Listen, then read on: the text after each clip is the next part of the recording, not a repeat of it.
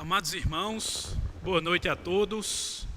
Eu gostaria de saudar a igreja com a graça e a paz do Senhor, amém?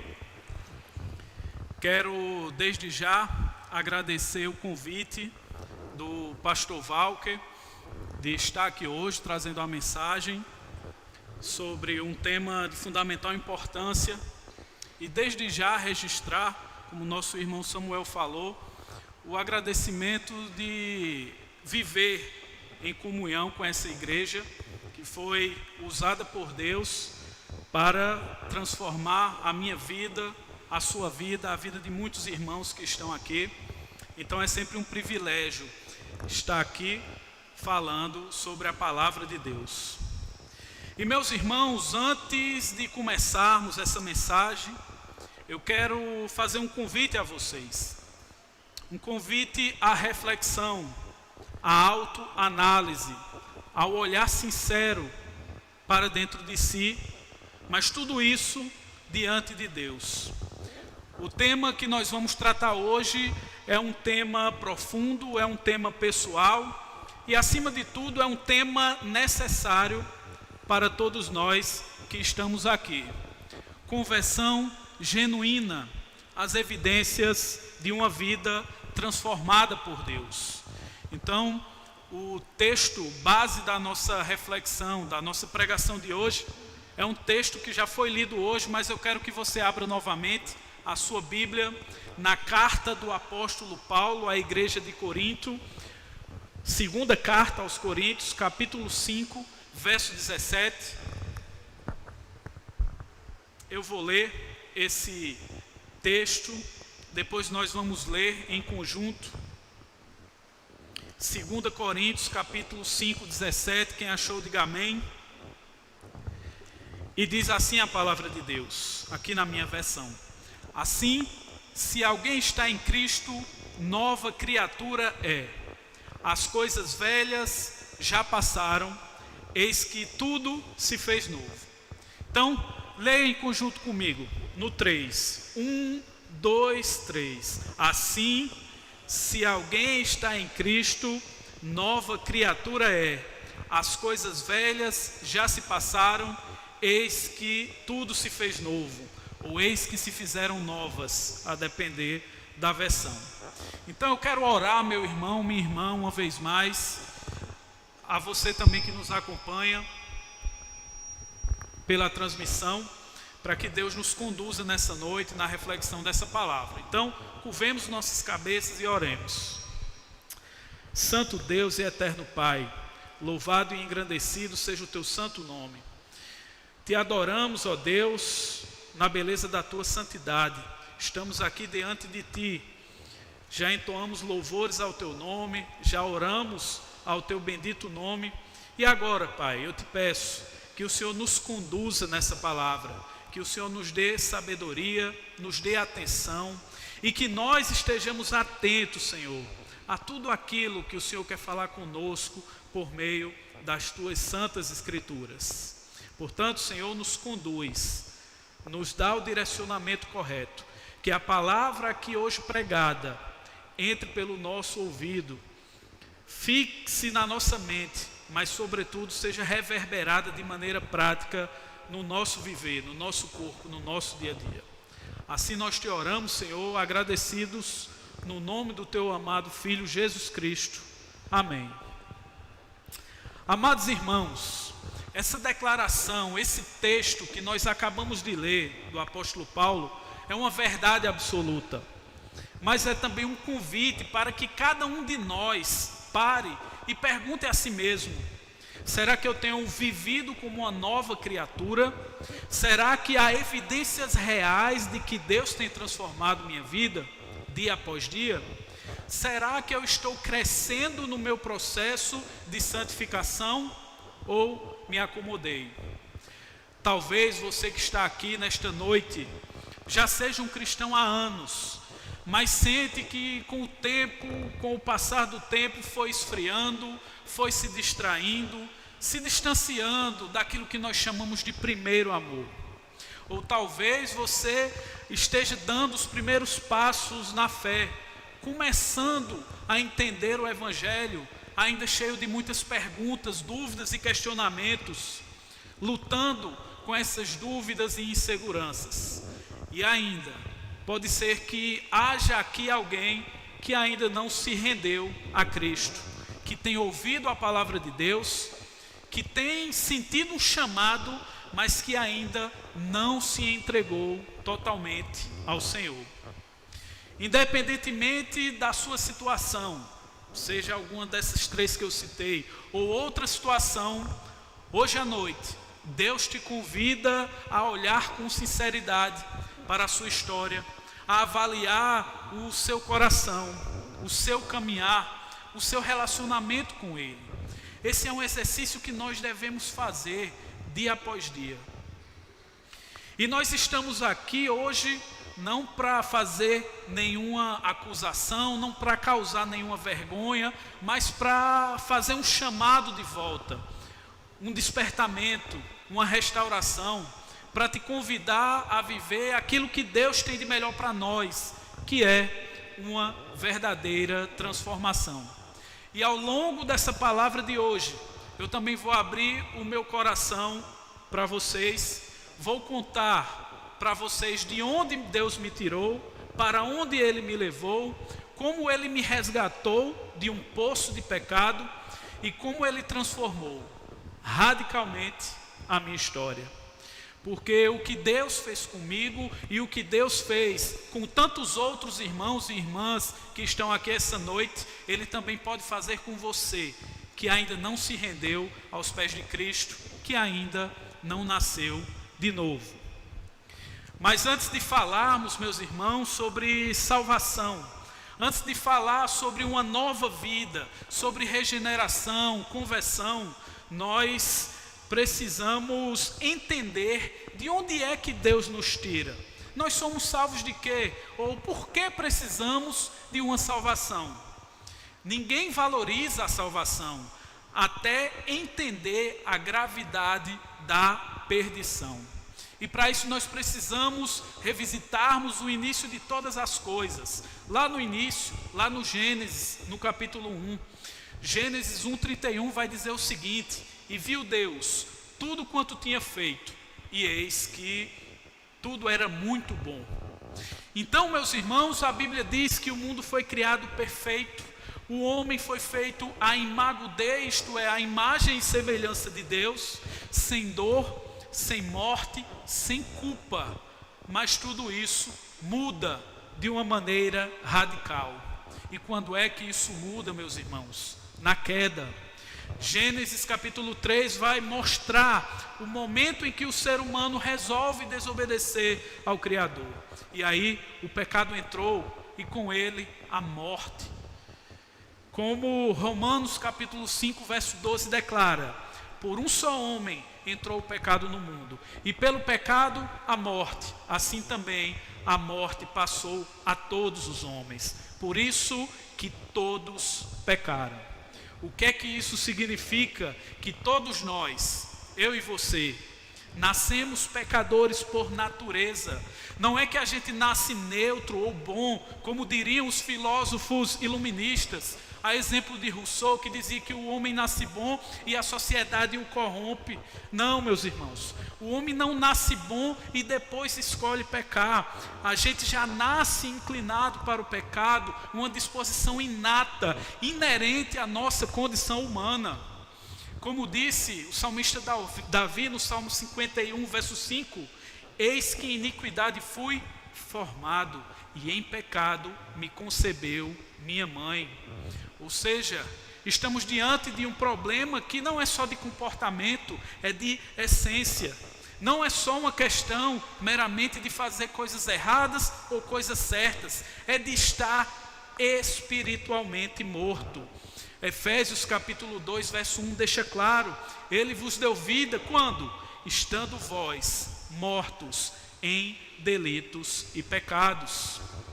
E sabe por quê, amados irmãos?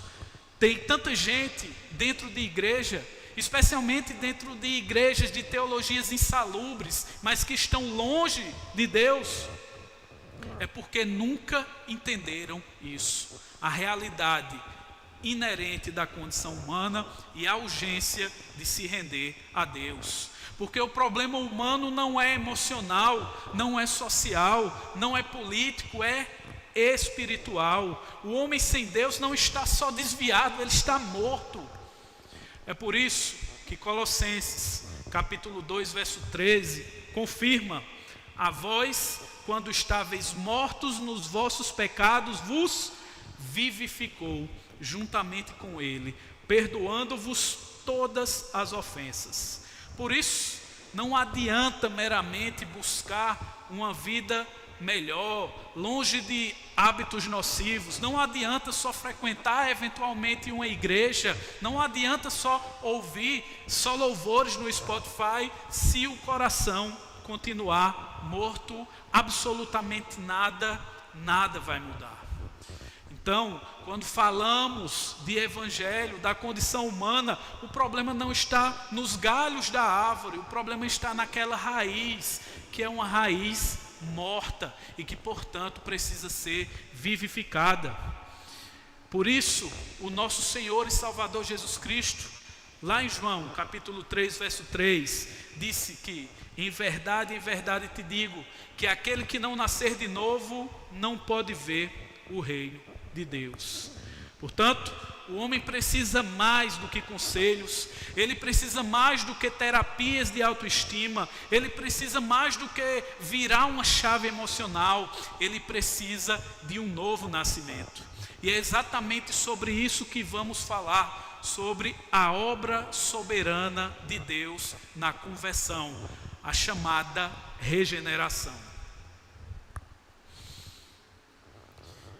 Agora, meu irmão, minha irmã, eu peço que você preste muito atenção.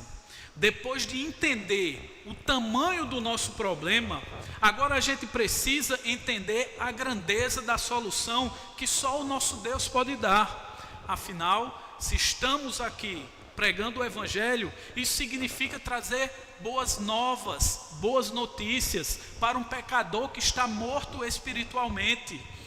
E novo nascimento tem tudo a ver com regeneração, que nada mais é do que um milagre interno, realizado exclusivamente pelo Espírito Santo dentro de nós. A regeneração é então o ponto de partida da verdadeira conversão. O livro do profeta Ezequiel, lá no capítulo 36, dos versos 26 e 27, ele faz uma analogia muito clara dessa obra regeneradora que Deus realiza nos seus eleitos. Ele vai dizer o seguinte: e vos darei um coração novo, e porei dentro de vós um espírito novo, tirarei de vós o coração de pedra, e vos darei um coração de carne. Isto é, a condição humana é um coração de pedra, insensível, distante do seu Criador. E eis que na obra regeneradora de Deus, Ele vai lá e realiza um verdadeiro transplante. Aquele coração, outrora de pedra, insensível, duro, ele é retirado. E Deus nos dá um novo coração, um coração de carne, que apesar de ser de carne, ele é sensível aos preceitos, aos estatutos do Senhor, com a capacidade de obedecê-lo. Perceba, portanto, que a conversão não começa com o homem dizendo sim a Deus. A conversão, ela começa com Deus dando vida ao homem que estava morto. Efésios capítulo 2, versos 4 e 5. Mas Deus, que é riquíssimo em misericórdia, pelo seu muito amor com que nos amou, estando nós ainda mortos em delitos e pecados, nos vivificou juntamente com Cristo. O teólogo Luiz Berkoff, ele afirma o seguinte sobre regeneração: a regeneração é uma mudança sobrenatural, operada diretamente por Deus no coração humano. Em outras palavras, a conversão genuína é um parto espiritual, já que você nasce de novo. Não é meramente um ajuste de comportamento, uma decisão emocional no final do culto. Não, é um novo nascimento. Essa é a expressão que o nosso Senhor Jesus Cristo usou. João capítulo 1, versos 12 e 13. Mas a todos quantos o receberam, deu-lhes o poder de serem feitos filhos de Deus. E aos que creem no seu nome, os quais não nasceram do sangue, nem da vontade da carne, nem da vontade do homem, mas de Deus. Meu irmão, você não se converte porque acordou num dia feliz e decidiu seguir a Jesus. Você não nasceu de novo porque achou bonito indo na igreja ou porque alguém fez um apelo emocional. Não, se você nasceu de novo e teve uma experiência verdadeira de fé, foi porque o Espírito Santo invadiu a sua história, rasgou as escamas dos seus olhos, abriu seu coração e te deu vida quando você estava morto. Por isso, meus irmãos, nós que cremos na teologia reformada, nós dizemos, só lhe deu glória, porque toda a glória é de Deus, a salvação é pela graça, por meio da fé, e não vem de nós. Tito, capítulo 3, verso 5, deixa claro, não pelas obras de justiça que houvéssemos feito, mas segundo a sua misericórdia, nos salvou. E nos salvou por quê? Pela lavagem da regeneração e da renovação do Espírito. Portanto, quer saber se a sua conversão é genuína? Olhe para o seu interior e pergunte: houve um momento em que Deus lhe deu um novo coração? Houve uma mudança profunda dentro de mim que só pode ser explicada pela ação sobrenatural de Deus? Se a resposta é não, hoje pode ser o dia do seu verdadeiro novo nascimento, ou qualquer outro dia que você escutar a palavra. E a conversão, meus irmãos, ela tem uma resposta humana à ação de Deus. É Deus que inicia todo o processo, mas Ele se relaciona conosco. Então, se até aqui ficou claro que Deus é quem inicia essa obra, que é Ele quem regenera, que é Ele quem dá vida, a pergunta que surge é: qual é a nossa resposta a essa ação divina? E aqui entramos em uma segunda parte desse processo de transformação após a regeneração, que é a conversão propriamente dita. Biblicamente, a conversão, ela vai envolver algumas atitudes que Deus realiza em nós e que nós as expressamos. Em primeiro lugar, uma fé salvadora ou fé salvífica. Em segundo lugar, um arrependimento genuíno. E quando falamos sobre fé salvadora, não é meramente acreditar que Deus existe, não é só crer que Jesus veio ao mundo. Tiago diz que até os demônios creem que Jesus e Deus são um só. Então essa fé rasteira, que até os demônios creem, não é uma fé salvífica. A fé é mais do que um mero acreditar em Deus, meus irmãos. Não basta acreditar como quem acredita numa história. Até historiadores ateus acreditam na existência de um Jesus histórico, mas não é sobre isso. É preciso confiar, descansar, depositar toda a sua esperança em Cristo, na sua obra na cruz. Isso sim é fé salvadora, é acreditar de fato no que diz o versículo mais conhecido da Bíblia, que muitas vezes nós citamos e não refletimos sobre ele, de que Deus amou o mundo de tal maneira que deu o seu Filho unigênito para que todo aquele que nele crê não pereça, mas tenha a vida eterna. E de onde vem essa fé? A Bíblia também nos demonstra. Romanos capítulo 10, verso 17, a fé vem pelo ouvir, e o ouvir pela palavra de Deus. Daí porque, meus irmãos, a necessidade do discipulado, do estudo da palavra, de uma vida devocional que vai consolidar cada vez mais essa fé salvífica dentro do seu interior. Fé salvadora, portanto, é confiar de forma exclusiva em Jesus, é crer que somente Ele pode nos salvar e que absolutamente nada do que fazemos pode comprar essa salvação. E como eu disse, os desdobramentos de uma verdadeira conversão, fé salvífica, mas também arrependimento genuíno, abandono sincero do domínio do pecado. Junto com a fé vem o arrependimento. Como é que os nossos irmãos da igreja primitiva pregavam? Atos capítulo 3, 19: arrependei-vos e convertei-vos para que sejam apagados os vossos pecados. Então, arrependimento não é só sentir culpa, não é só chorar no culto, é decidir virar as costas para o pecado. É uma mudança de mente, de direção, de atitude, mas que ao mesmo tempo confia na graça e no perdão divino. O salmista Davi, no Salmo 51, uma das mais belas expressões de arrependimentos genuínos que temos na Escritura Sagrada, ele diz o seguinte: que sacrifícios agradáveis a Deus são o espírito quebrantado, que há um coração quebrantado e contrito, Deus não vai desprezar. O profeta Isaías também nos lembra que Deus é rico em perdoar, mas atenção, quando falamos sobre arrependimento, isso não significa que podemos brincar com a graça de Deus.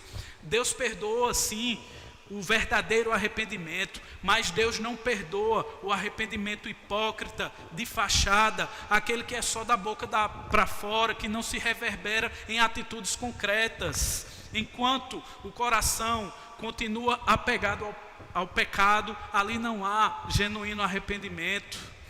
Então, não pense que o perdão de Deus é como alguém que passa a mão na cabeça de tudo que fazemos, fazendo vista grossa. Não, Deus é sim misericordioso, Ele é fiel e justo para perdoar os nossos pecados, mas Ele também é santo, justo, Ele é onisciente, Ele conhece bem as profundidades do nosso coração. O salmista diz que Ele esquadrinha os nossos corações, e Ele sabe quando o arrependimento é sincero e quando é apenas uma mera encenação.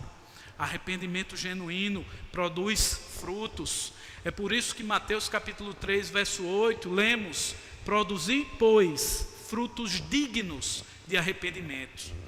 Quer saber se você realmente nasceu de novo? Pergunte-se: minha fé é apenas teórica ou é uma confiança viva em Jesus Cristo? Eu continuo amando os mesmos pecados que amava outrora? Houve uma ruptura real entre minha pessoa e o mundo? E em quarto lugar, minha vida apresenta frutos dignos de arrependimento? O teólogo J.C. Ryle certa vez escreveu que uma conversão que não transforma a vida exterior é uma conversão que não mudou o coração interior. Portanto, não existe conversão genuína sem uma transformação genuína. Logo, é Deus quem regenera, o Espírito Santo desperta, mas o homem transformado, convertido, ele responde com fé e com arrependimento. Se você só tem informação, mas não tem transformação, talvez ainda, infelizmente, não tenha sido verdadeiramente convertido. Por isso, precisamos ver quais são as evidências externas, visíveis, de uma conversão verdadeira.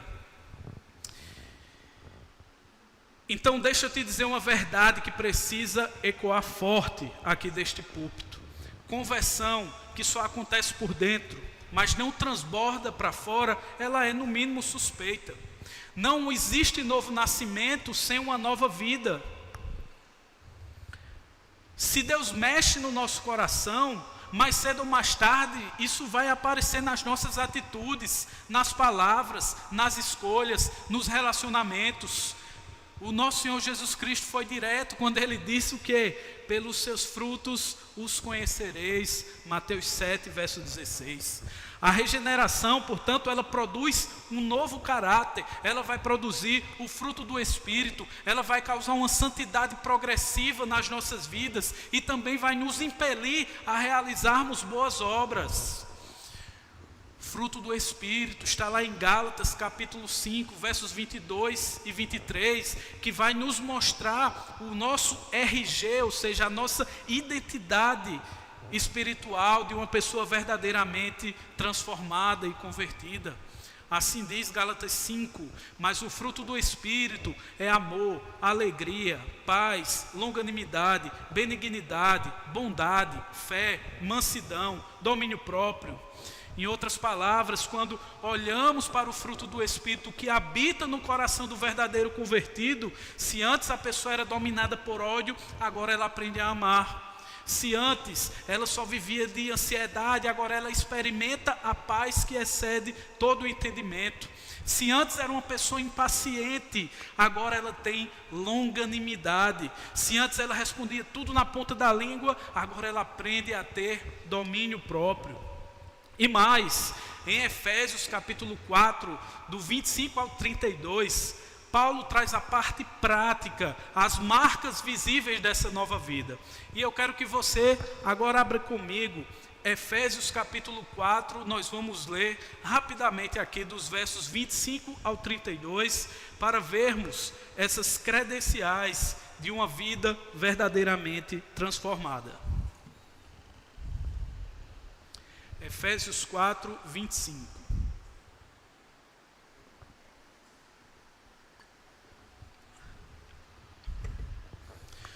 Por isso, deixando a mentira, fale cada um a verdade com o seu próximo, porque somos membros uns dos outros. Irai-vos e não pequeis, não se ponha o sol sobre a vossa ira, nem deis lugar ao diabo. Aquele que furtava, não furte mais, antes trabalhe, fazendo com as próprias mãos o que é bom, para que tenha com que acudir ao necessitado.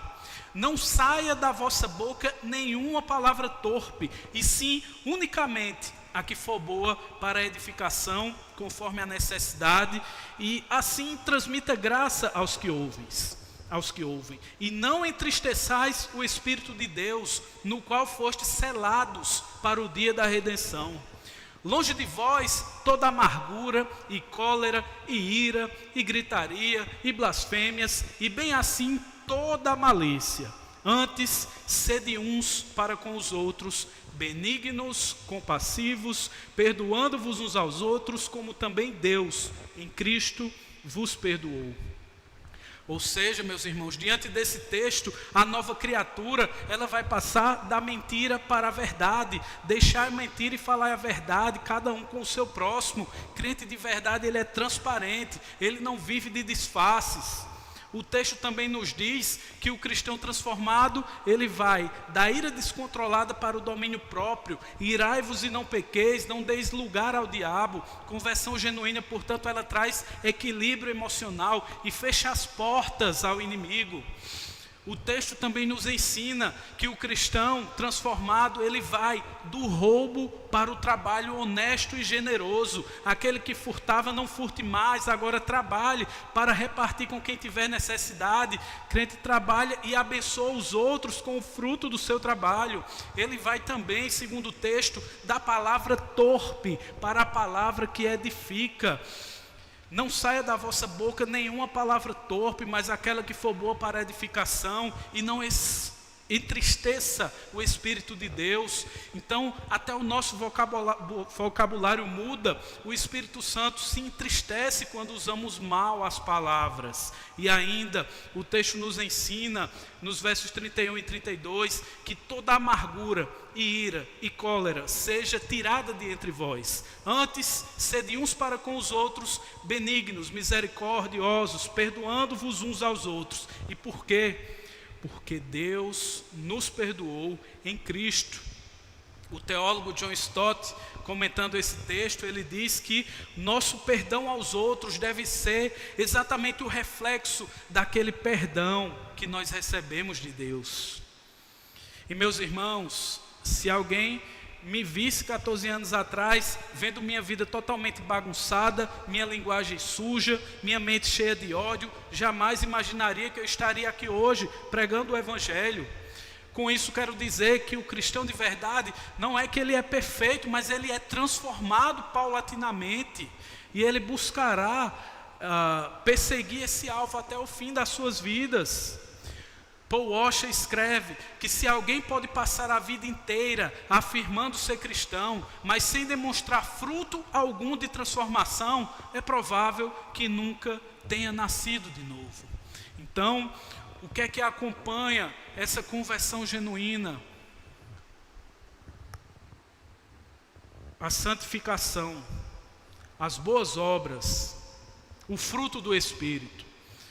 E por essa razão nós precisamos também falar sobre santidade, que é a separação do mundo e a busca por Deus. O texto clássico sobre santidade, Hebreus capítulo 12, verso 14, diz: segui a paz com todos e a santificação, sem a qual ninguém verá o Senhor. Então, a conversão verdadeira, ela não deixa o cristão confortável numa situação de pecado. Ele pode até cair, mas ele não permanece deitado, entregue. 1 João 3, verso 9, diz que todo aquele que é nascido de Deus, ele não vive na prática do pecado. Não é que ele não peque mais nunca, mas ele não vive entregue às concupiscências da sua própria carne. Isso significa que o cristão pode até tropeçar, mas ele não consegue mais viver feliz no erro, porque o Espírito Santo dentro dele vai incomodar, vai o exortar, vai buscar corrigi-lo e muitas vezes colocará provações diante dos seus filhos para discipliná-los e corrigir os seus caminhos. Portanto, santidade não é isolamento, é uma vida separada, uma vida diferente que brilha em meio a uma geração tão corrompida. Não foi à toa que o nosso Senhor Jesus Cristo disse que nós somos a luz do mundo, porque o mundo ele está obscuro em meio às densas trevas do pecado, e é por isso que o cristão precisa iluminar esse mundo tão caótico, tão caído que nós vivenciamos. Sede santos, porque eu sou santo. A santidade é um atributo que o próprio Deus se comunica conosco. É o que na teologia chama de atributo comunicável. Sede santos, porque eu também sou santo, assim diz o Senhor. E é por isso que nós devemos buscar essa santidade progressiva. E também, meus irmãos, precisamos entender que as boas novas, as boas obras, melhor dizendo, tem a ver com uma vida que glorifica a Deus. Efésios capítulo 2, verso 10 diz que nós somos feitura dele, criado em Cristo Jesus. Para quê? Para viver de todo jeito? Não, para as boas obras, as quais Deus preparou de antemão para que andássemos nela. Então, algumas correntes religiosas dizem que o homem precisa fazer boas obras para alcançar a salvação, mas a verdade é o inverso. As boas obras, elas não são a causa da salvação, elas são a consequência inevitável de uma salvação, de uma pessoa que foi salva por Cristo, porque ela é transformada também no seu aspecto exterior, externo. Tiago capítulo 2, verso 17, diz que a fé sem obras, ela é morta em si mesma. Por quê? Porque o convertido de verdade, meus irmãos, ele não vive mais somente para si, ele vive para Deus e para o próximo. Ele busca cumprir o resumo da lei moral de Deus, que é amar a Deus sobre todas as coisas e ao próximo como a si mesmo. Então ele evangeliza, ele serve, ele ajuda, ele perdoa, ele oferece o seu tempo, os seus dons, os seus talentos, a sua vida para a glória de Deus. E agora, mais uma reflexão. Quer saber se a sua conversão é genuína? Olhe para o seu dia a dia, a transformação de caráter, a mudança, a busca por santidade, há frutos de boas obras. Se a sua fé não mudou sua vida, é sinal de que ela ainda não salvou a sua alma. Portanto, se a árvore é nova, o fruto também vai ser novo. Se aquela raiz que estava morta, ela foi regada e vivificada pelo lavar do sangue do nosso Senhor Jesus Cristo, os frutos que virão daquela árvore são frutos de santificação, de fruto do Espírito, de boas novas. E avançando, meus irmãos, é sobre esse processo de crescimento espiritual que eu quero falar.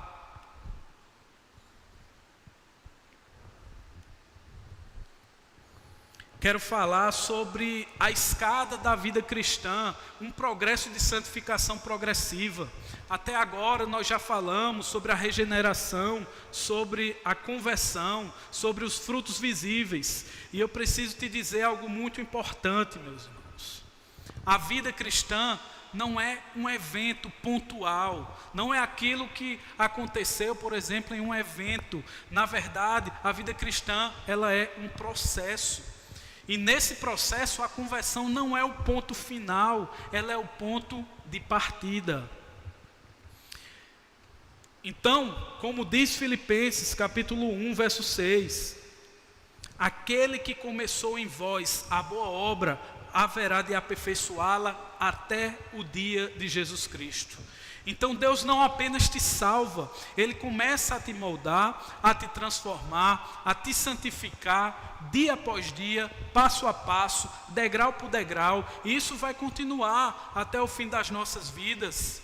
Eu costumo dizer que a vida cristã é como estivermos numa escada, onde ora nós subimos alguns degraus, ora nós descemos alguns degraus, mas logo retomamos, seguindo em busca daquele alvo, que é o alvo da santificação, da progressividade na nossa vida, no nosso caráter, até a eternidade, que somente lá sim haverá uma eterna perfeição, sem nenhum tipo de pecado, mas enquanto isso, seguimos nesse desafio diário. Porque a luta, meus irmãos, contra o pecado, ela é real, ela é diária. O próprio apóstolo Paulo, já convertido, sabe o que ele disse? Romanos 7, 18 e 19. Porque eu sei que em mim, isto é, na minha carne, não habita bem algum. E com efeito, o querer está em mim, mas não consigo realizar o bem. E ele diz, porque não faço o bem que quero, mas o mal que não quero, esse faço. Essa é também a nossa condição. Porque até o apóstolo Paulo, depois de salvo, ainda trava uma guerra diária contra a carne. Então a salvação, ela não vai te transformar em um anjo do dia para a noite, mas ela vai te colocar numa batalha de santificação. E em meio a essa vida cristã, nós vamos ter avanços, vamos ter também retrocessos, mas sempre estaremos subindo em busca do nosso alvo, que é Cristo Jesus. Provérbios 24, verso 16 diz, porque 7 vezes cairá o justo e se levantará. Então, um cristão genuíno, ele pode cair, mas ele nunca permanece prostrado. Ele sente o peso da queda, ele chora, ele se arrepende, mas logo ele volta a caminhar com Deus. 1 João capítulo 2, verso 1. Filhinhos, estas coisas vos escrevo, para não pequeis. Mas se alguém pecar, temos um advogado para com o Pai, Jesus Cristo, o justo.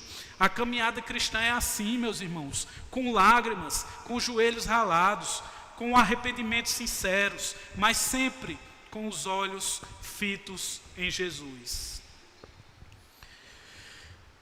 Nós enfrentamos lutas. O cristão genuinamente transformado, ele vai enfrentar diversos desafios. E tem gente que pensa que é assim, agora que eu me converti, tudo vai ser fácil, vai ser paz, tranquilidade, só bênçãos e vitórias e prosperidades. Mas deixa eu te dizer, a conversão não é o fim das lutas, é o início de uma nova guerra. E nós vamos ter diversas frentes de batalha nessa guerra. Nós vamos ter a luta contra o mundo. Jesus Cristo foi direto quando disse o quê? No mundo tereis aflições, mas tende bom ânimo. Eu venci o mundo. João 16, verso 33. Então, o mundo que outrora te aplaudia, agora ele vai te questionar, vai te criticar, vai te cancelar. Seja na escola, na faculdade, no trabalho, nas redes sociais. Ser fiel a Cristo hoje é remar contra a corrente. Nossos irmãos do outro lado do mundo enfrentam perseguições ainda piores, perseguições físicas, onde são mortos simplesmente por serem flagrados portando um exemplar da Bíblia. Então, nós precisamos, apesar disso, entender aquilo que a Bíblia diz. 1 João capítulo 2, versos 15 e 16. Não ameis o mundo, nem o que no mundo há. Porque tudo que há no mundo, a concupiscência da carne, a concupiscência dos olhos e a soberba da vida, não é do Pai, mas do mundo. Então o mundo hoje em dia diz o seguinte: faça o que quiser, siga o seu coração, celebre a sua libertinagem. Mas a Bíblia diz o quê? Negue-se a si mesmo e siga a Cristo. Vejam, são duas perspectivas diametralmente opostas. Então, além dessa luta contra o mundo, nós vivenciamos também uma luta constante contra a carne, como demos o exemplo de Paulo. Gálatas 5,17, a carne luta contra o espírito e o espírito contra a carne. Então, mesmo depois de convertido, a velha natureza ainda tenta levantar a cabeça. Os velhos hábitos, os velhos vícios, as antigas tentações, os desejos pecaminosos clamam em nossa carne. E tudo isso vai te tentar puxar de volta. Mas Romanos capítulo 8, verso 13 diz: se viverdes segundo a carne, morrereis. Mas se pelo Espírito mortificardes as obras do corpo, vivereis. Então santificação é isso, é guerra diária, é cada pensamento, cada olhar, cada decisão, é um campo de batalha espiritual, onde nossa carne precisa ser mortificada, para que o Espírito Santo de Deus, ele sobreponha o mal que habita ainda em nós. E hoje também nós vivemos outros desafios, sobretudo para os jovens. Nós vivemos desafios nas universidades. Nós vivemos a era do relativismo moral, quando dizem que não existem mais certo ou errado. Nós vivemos a era da ideologia de gênero, que tenta apagar a identidade que Deus nos deu. Nós estamos diante da cultura do cancelamento, que tenta calar todo cristão que se levanta e que prega a verdade. Nós vivemos um momento onde até mesmo os governantes, que deveriam prestar contas a Deus, promovem pautas políticas e ideológicas anticristãs, como o aborto, chamando de direito aquilo que Deus chama de assassinato de inocentes. Então essa era de normalização da imoralidade vai dizer que amar é amar, que toda forma de amor é válida, enquanto Deus traz práticas de pecado, de perversão. Mas o profeta Isaías já alertara no passado, quando ele disse no capítulo 5, verso 20, ai dos que chamam o mal de bem e o bem de mal, que fazem das trevas luz e das luzes trevas. Meus irmãos, especialmente os jovens, escutem, o mundo vai querer te tragar, vai querer te empurrar um evangelho sem cruz, uma graça sem arrependimento, uma fé sem renúncia. Mas o chamado de Jesus é claro, repito: se alguém quiser vir após mim, negue-se a si mesmo, tome a sua cruz e siga-me. Se você é de Cristo, vai ter luta sim, haverão desafios, mas vai ter vitória também. Veja o que Paulo diz em 1 Coríntios capítulo 10, verso 13. Não veio sobre vós tentação senão humana, mas fiel é Deus, que não vos deixará tentar acima do que podeis. O próprio Deus é o nosso suporte, é o nosso auxílio. Ele sabe as nossas limitações. E sabe o que mais? Se você está lutando, se você sente essa guerra interna, se você chora, se você se arrepende, se você resiste, isso já é um sinal de uma vida espiritual. Quem está espiritualmente morto não luta, ele se entrega, mas só luta quem está vivo em Cristo Jesus. Portanto, meus irmãos, a conversão não é o fim da guerra, é o começo da vitória sobre o mundo, sobre a carne, sobre o diabo, sobre as ideologias anticristãs que permeiam a nossa sociedade, e nós precisamos estar atentos a isso.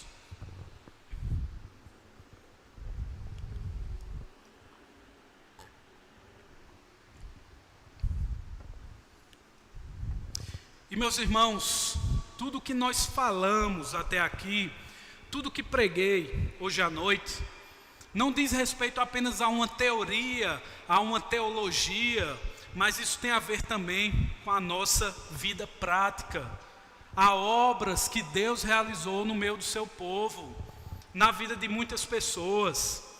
Então, tudo isso que preguei aqui não é só teoria. Essa mensagem, essa história que Deus reescreve na vida daqueles que são alcançados pela sua graça, ela existe, ela não é uma historinha para boi dormir. E por essa razão, meus irmãos, eu quero compartilhar um pouco da história que Deus escreveu, ou melhor, que Ele ainda está escrevendo na minha vida. Então eu quero compartilhar com vocês, a pedido também do pastor, que pediu que eu falasse do meu testemunho essa noite, para que vocês saibam o que Deus fez comigo, o que Deus fez também com muitos irmãos dessa igreja, e que também pode fazer com você, que está aqui essa noite, mas que ainda não se rendeu ao Senhor Jesus Cristo. Portanto, como disse, vou falar sobre a minha história, ou melhor, sobre a história do que Deus fez em minha vida. E para isso, eu preciso retornar um pouco à minha infância, à minha adolescência. Eu cresci como qualquer menino, nascido e criado aqui no bairro da Liberdade, filho de pais separados, morava com minha mãe, meu irmão, meus avós, e de vez em quando com alguns tios, né? Afinal era casa de avós que estava aberto ali para todos que precisassem. Mas cresci sem pai. Era um bom aluno, gostava de estudar, tirava notas boas, praticava esportes. Aqui, inclusive, onde estamos hoje, era a quadra do colégio que eu estudei, onde, para aqueles que acham que eu sempre fui perna de pau, treinava até futsal aqui nessa quadra, treinava karatê aqui nessa sala ao lado. Então, tive uma infância, alguns problemas familiares, como muitas famílias têm, mas veio a adolescência e com ela as más escolhas. Então, na adolescência é onde tudo começa. Foi quando me envolvi em algumas questões como torcidas organizadas, gangues de pichadores, vandalismo, baderna nas ruas, e ali, naquele ambiente de violência, de rebeldia sem causa, foi onde eu tive os meus primeiros contatos com as primeiras drogas que experimentei, com álcool, com cigarro, com a maconha. E no começo tudo parecia ali uma diversão inofensiva. Só que aquilo que era inicialmente uma diversão, algo que parecia descolado entre as pessoas da minha idade, acabou se tornando um hábito, depois um costume, depois um vício. E esse vício acabou se tornando também, meus irmãos, uma prisão. E minha vida começou a descer ladeira abaixo. Então, diversas foram as experiências que tive, mas lógico, pelo tempo eu precisei destacar algumas aqui para compartilhar com os irmãos essa noite. Então, teve um dia que eu quase morri quando tive um coma alcoólico. Nessa ocasião eu bebi até perder totalmente os meus sentidos. Era um domingo, um jogo de futebol no Amigão, e eu comecei a beber do lado de fora do estádio com o pessoal da torcida organizada. E em um dado momento eu não me lembrava mais de nada, mas disseram que eu entrei para a arquibancada e lá eu desmaiei, de tão alcoolizado que eu estava, que eu fui socorrido pelo SAMU de dentro do gramado do estádio. Então me tiraram da arquibancada e me colocaram lá dentro do estádio para me socorrer. E quando eu acordei, muitas horas depois, um caso realmente sensível, eu estava no antigo hospital regional que tinha ali na Avenida Floriano Peixoto, numa condição totalmente estranha. Estava lá eu, amarrado numa cama, com minha mãe chorando aos meus pés. E hoje, meus irmãos, eu sei que eu poderia ter morrido ali mesmo, como muitos jovens, sem salvação, sem Cristo.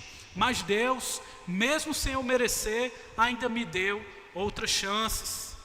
E aqui eu me lembro do que Lamentações capítulo 3, verso 22 diz, que as misericórdias do Senhor são a causa de não sermos consumidos, elas se renovam a cada manhã.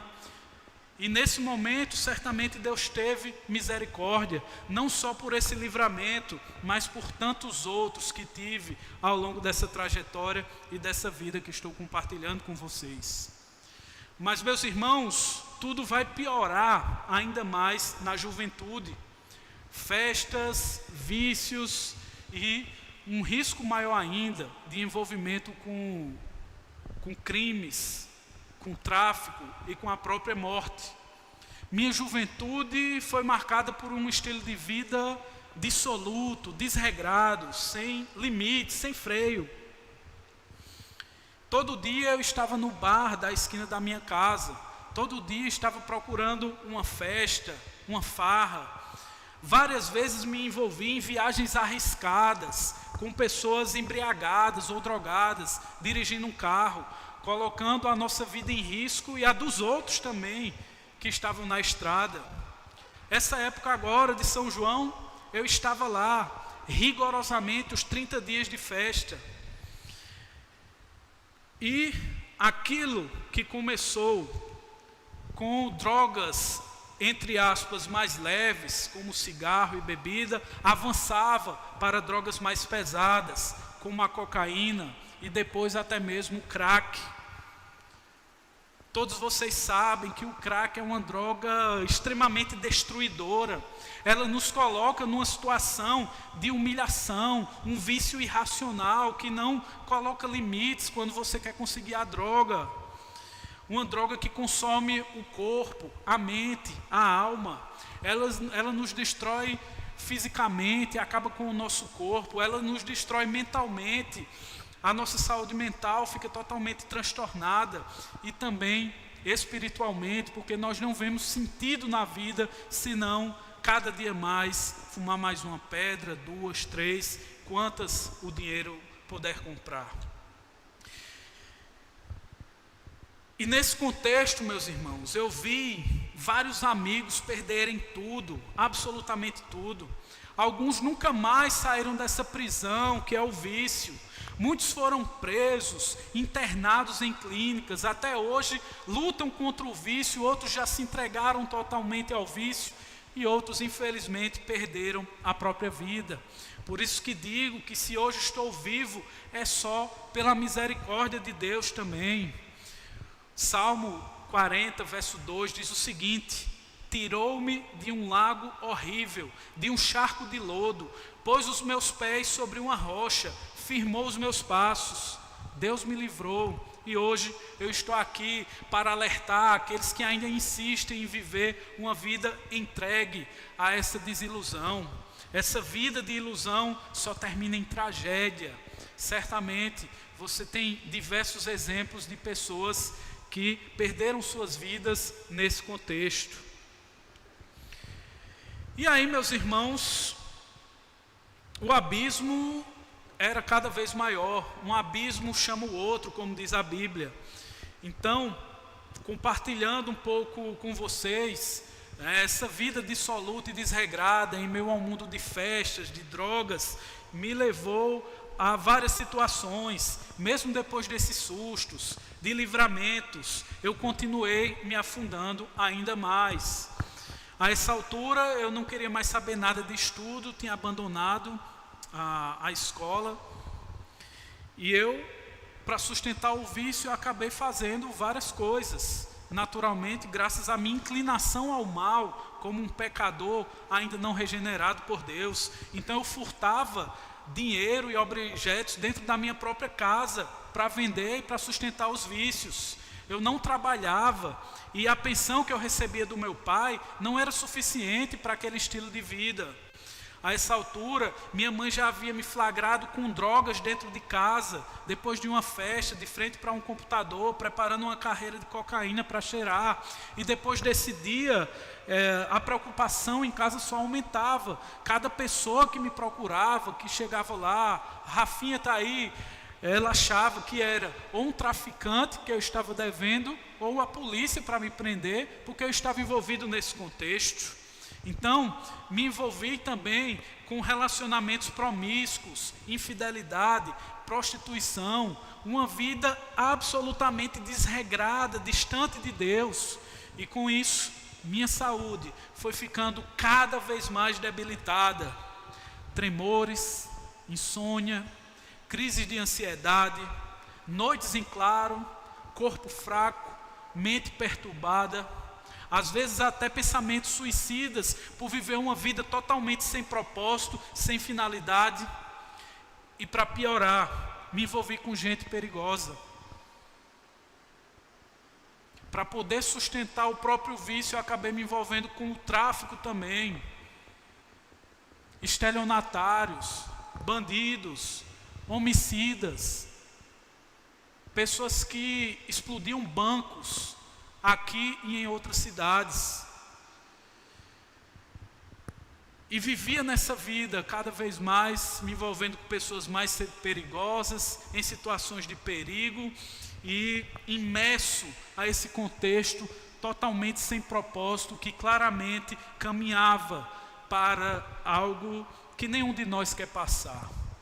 E então aconteceu o que eu chamo de um dos maiores choques da minha vida. Aqui está a notícia do que aconteceu. Certamente não vai dar para vocês lerem, mas vocês vão entender. Certo dia, eu estava com 2 amigos. Estávamos de tarde numa festa. À noite, eles decidiram ir para um encontro de motos que acontece aqui em Campina. Todos os anos, acredito que ainda tem esse evento. E eu resolvi ficar lá naquela festa que estávamos antes. E esses meus 2 amigos, eles foram para esse encontro de motos. E armados, eles decidiram roubar um motoqueiro que pilotava uma daquelas motos de alta cilindrada, muito potente. E assim eles o fizeram. Renderam o condutor da moto. Só que na fuga, em altíssima velocidade, totalmente drogados e bêbados, eles perderam o controle da moto e caíram violentamente, já que próximo da casa deles e da minha casa, já que eu era vizinho de um deles. E esse amigo, jovem ainda, que também era meu vizinho à época, que pilotava, nessa queda que ele sofreu, quebrou o pescoço, morreu na hora. O outro, por sua vez, foi socorrido e lá mesmo no hospital foi preso pela polícia. E eu, por pura misericórdia, ainda estava vivo, ainda livre, com a alma em frangalhos, mas com Deus me dando um aviso muito claro e categórico. Rafael, se você continuar nesse caminho, este também será o seu fim, cadeia ou cemitério. E aí, meus irmãos, Deus começou a trabalhar na minha vida. E o dia da virada aconteceu. Na verdade, Deus já vem trabalhando com várias situações, mas algo foi fundamental para a minha transformação. E foi nesse contexto, com a vida completamente destruída, que Deus abriu uma porta. E sabe qual foi essa porta, meu irmão? Fui convidado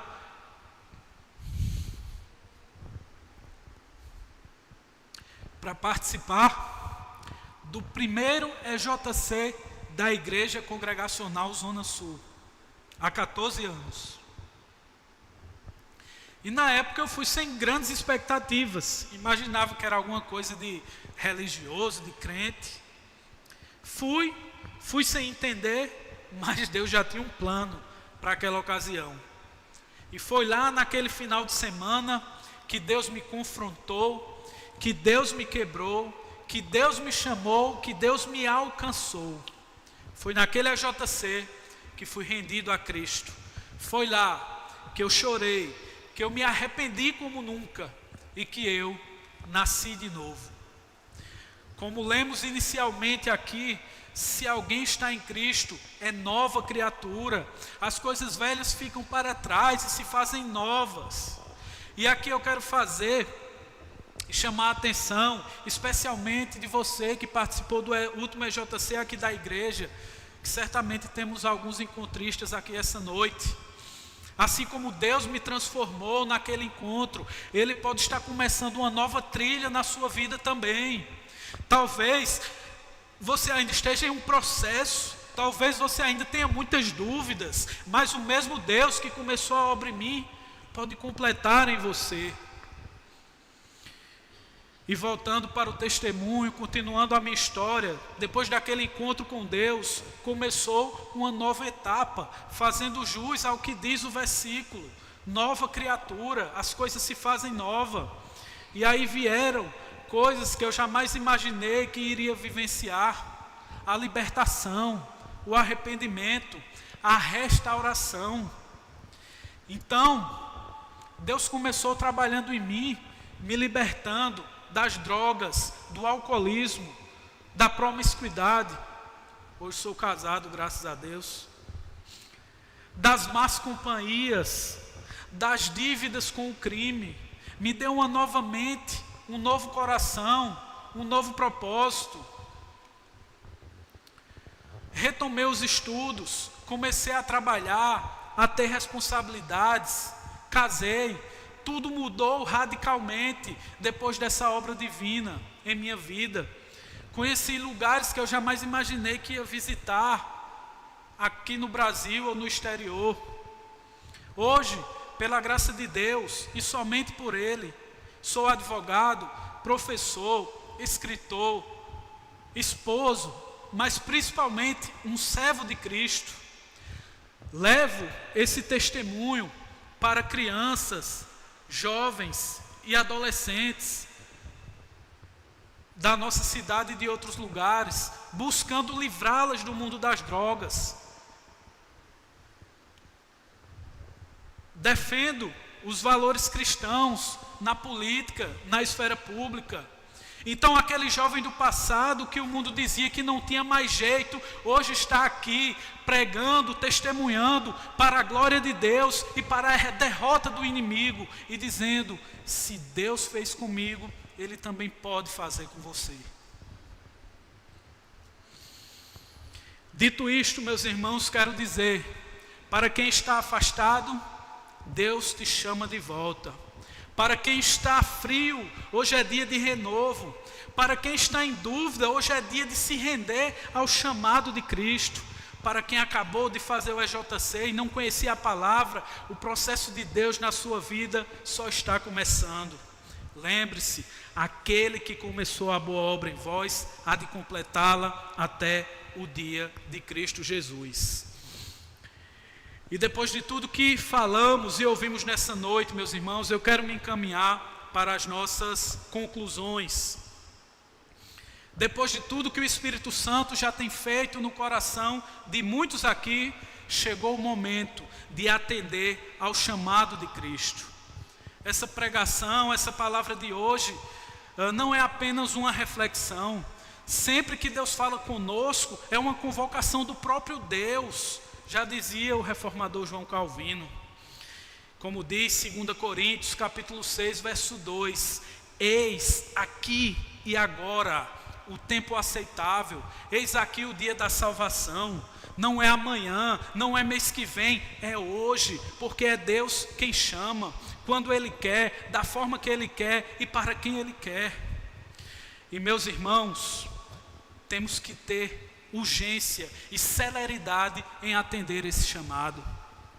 Tem gente que pensa assim: deixa para depois, quando eu estiver mais maduro, quando eu parar com esse pecado, quando eu me libertar desse vício. Mas meus irmãos, quem garante o amanhã? A Bíblia diz que a nossa vida é como uma neblina que aparece por um instante e logo se dissipa, logo se desvanece. A Bíblia também diz que há caminho que ao homem parece direito, mas o fim dele são os caminhos da morte.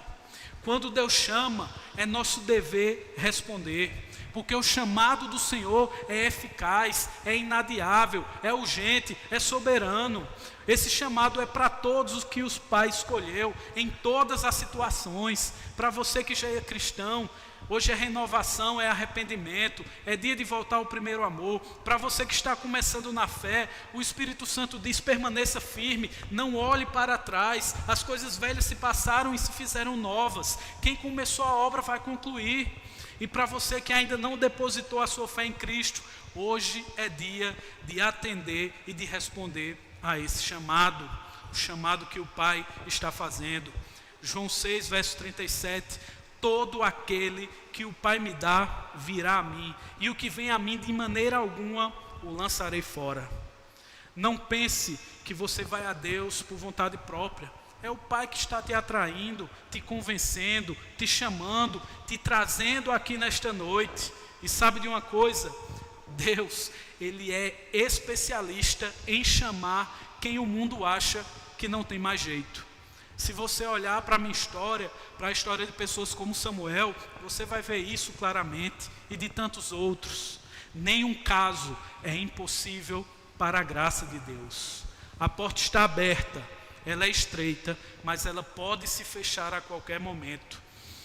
O chamado está ecoando. A palavra diz: buscai o Senhor enquanto se pode achar, invocai-o enquanto está perto. Portanto, se o Espírito Santo está te chamando, se você sente o peso do pecado, se o seu coração arde com essa palavra, então venha, atenda ao chamado de Deus, renda-se a Cristo. Hoje é o dia, não deixe para amanhã, quando pode ser tarde demais. Vamos orar, meus irmãos. Santo Deus e eterno Pai, glorificado seja o teu santo nome. Te agradecemos, Senhor, pela tua graça, pela tua misericórdia, pela tua obra salvífica de regeneração, de conversão, pelo Senhor ter imputado em nós uma fé salvadora, o arrependimento de pecados, pelo Senhor ter nos conduzido a uma vida de santificação, de boas obras. Obrigado, Deus. Ó Pai, somos-te infinitamente gratos e te pedimos, ó Deus, que essa palavra aqui hoje ecoada, ela alcance o coração daqueles que estão em dúvida, daqueles que estão perdidos, e que haja transformação, que haja novidade de vida no caminhar dessas pessoas, que hajam novas criaturas que vão deixar um caminho para trás e seguir em busca do alvo correto, que é caminhar na tua presença. Obrigado por tudo, Senhor, por ter nos conduzido, pela salvação. É assim que nós te oramos, te agradecemos e entregamos a nossa vida no nome do teu Filho amado Jesus Cristo. Amém.